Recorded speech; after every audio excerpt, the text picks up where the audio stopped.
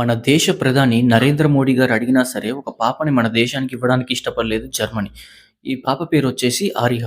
వీళ్ళ పేరెంట్స్ 2018లో జర్మనీకి వెళ్లారు. అండ్ దాని తర్వాత 2021లో ఈ పాప అయితే జన్మించింది. అండ్ ఈ పాప పుట్టిన 7 నెలల తర్వాత వీళ్ళ నాయనమ్మ చేసిన పొరపాటు వల్ల ఆ అమ్మాయి పర్సనల్ పార్ట్స్‌లో అయితే ఒక గాయమైంది.